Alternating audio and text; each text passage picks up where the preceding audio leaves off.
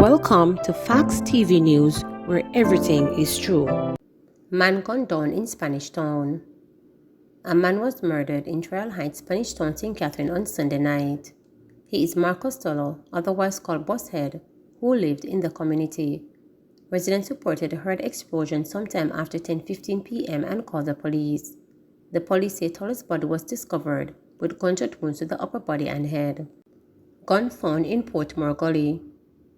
Police seized one firearm and several rounds of ammunition in Hamilton Gardens in Portmore, St. Catherine on Sunday. Reports from the Portmore police are that about 7:30 p.m., lawmen conducted an operation in the area, during which one Desert Eagle 9mm pistol with a magazine containing 10 rounds of ammunition was found in the gully. No one was arrested in connection with the seizure. St. Ann man charged after woman robbed at knife point. A 24-year-old man was charged following an incident in his community on Tuesday, December 27, 2022. Charged with robbery with violence and unlawful wounding is Carvel Pumpkin Watson, a laborer of Clayground, Bamboo in St. Ann. Reports from the St. Ann's Bay Police are that the complainant was walking along the roadway when he was pounced upon by Watson, who was armed with a knife. He demanded her phone and personal belongings before using the knife to inflict several wounds on her. A report was made to the police and an investigation launched. Watson was subsequently apprehended and placed on an identification parade on Friday, where he was positively pointed out by the complainant.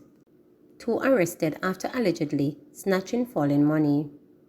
The St. Andrews Central Police charged 2 men with robbery with aggravation following an incident on Old Hope Road in Kingston 10 on Thursday. Charged are 30-year-old Quinn Moffat of Jackson Road, Kingston 2, and 32-year-old Akeem McChaplin of Golden Summit Villa, Kingston 7. Reports are that about 5:30 p.m., the complainant was walking along the roadway when $30,000 fell from his bag. While the complainant attempted to retrieve his money, McChaplin pounced upon him and brandished a knife.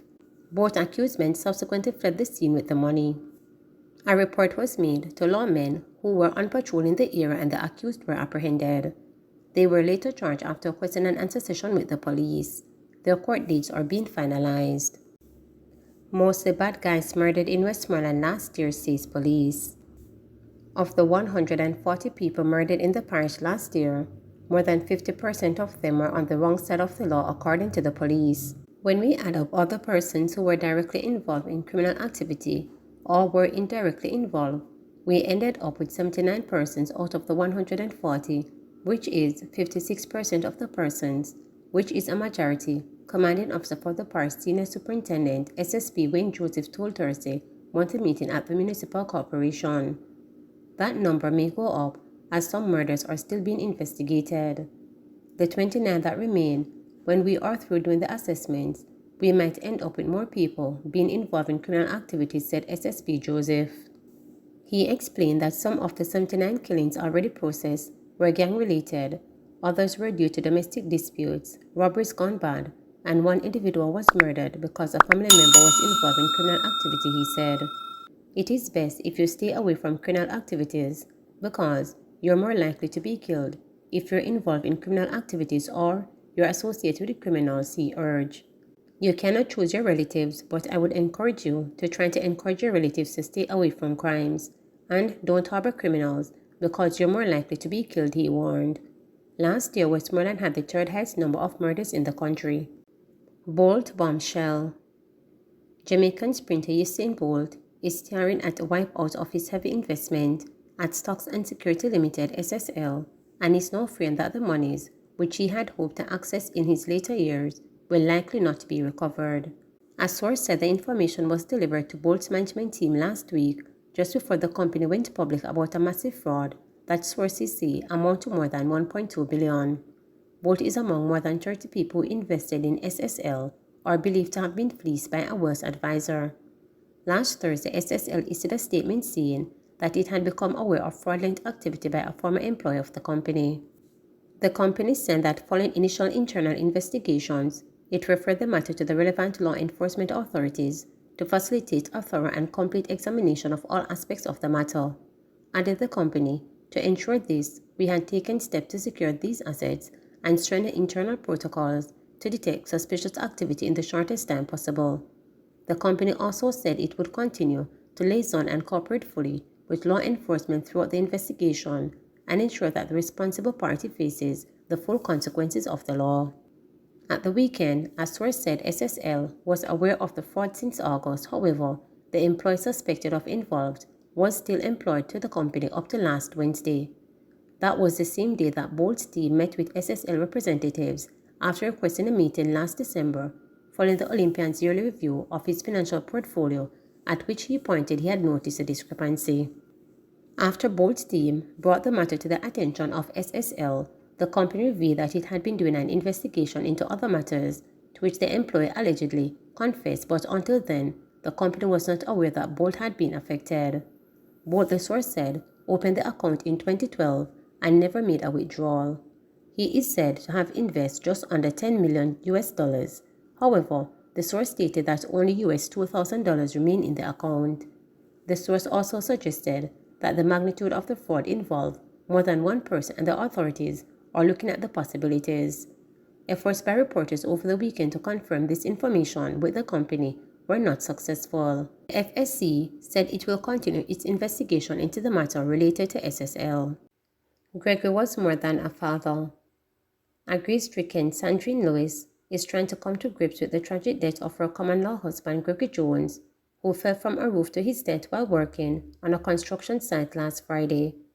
Jones, a 43-year-old contractor who was affectionately called Capo, was at the Petersville address in White House, Westmoreland. Last Friday, he was reported working on the roof of a studio complex at the White House Beach Club in his community when he lost his balance and fell to the ground. He was impaled by a piece of steel in his mid-torso. His death left thousands of people, including Lewis and his 3 children, traumatized. Gregory was a jovial person, a loving person, caring, jokeified, hardworking, Lewis told reporters. The heartbroken woman said that Jones was more than a father to his 3 children, including her 13-year-old daughter, Akila Bishop. Him is more than a baby father to me. I don't know how I'm going to cope, but me have to do it, because without me, them children are not going to have nobody close to them. If them lose mother and father, it's not going to be nice. Them have to have somebody to uplift them, Lewis stated. Moreland Development Company Limited issued a release on the weekend expressing sadness over Jones' death. It said he was employed by one of their subcontractors. Mr. Jones' passing resulted from an accident that occurred while he was carrying out his general construction work at a construction site in White House, Westmoreland, the release stated. Moreland Development said that its safety policy mandate that there is a vehicle designated for safety and security on all sites, and that the vehicle was immediately mobilized after the accident to transport Jones to the Black River Hospital, where he died while being treated. Man accused of killing attorney Clover Graham used fake address on bail bond, court was told. The Home Circuit Court yesterday morning heard that St. Catherine laborer, who is to be tried for the murder of attorney-at-law Clover Graham, gave the police a fake address on his bail bond. The defendant, Kwan Patterson, otherwise called Q, of Garner Pen in Spanish Town, who was to start his trial on Friday, has jumped bail. Yesterday morning, when the matter was mentioned, a prosecutor informed Justice Clayton Pusey that the police made checks at the address in Belfair, Red Hill, St. Andrew, where he was granted bail to reside, but no such address exists. One of his lawyers, George Stewart, further told the court that multiple efforts were made over the weekend to reach him and his relatives, but were not fruitful. Arising from his absence of court yesterday, the judge ordered that the bench warrant be issued. Graham was found with her throat slashed in bushes at Caymanas Estate, St. Catherine, on August 19, 2012, hours after she was reported missing by her family.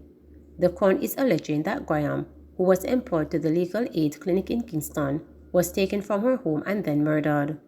An autopsy revealed that she died from an incisor wound to the neck. Patterson was among 3 men who were arrested and charged with the murder and conspiracy to murder in October 2012 in connection to her killing. Attorney-at-law Zora Lewis is also representing Patterson. Graham was a lecturer at the University of Technology, Jamaica, and the Norman Manley Law School on the Mona campus of the University of the West Indies. She also worked as the United Nations High Commission for Refugees Honorary Liaison Officer in Jamaica. Her murder came 5 years after her son, Mackenzie, and his girlfriend, Jalil White, were killed in a similar fashion by men who demanded a ransom after a motor vehicle crash. Please remember to subscribe, like,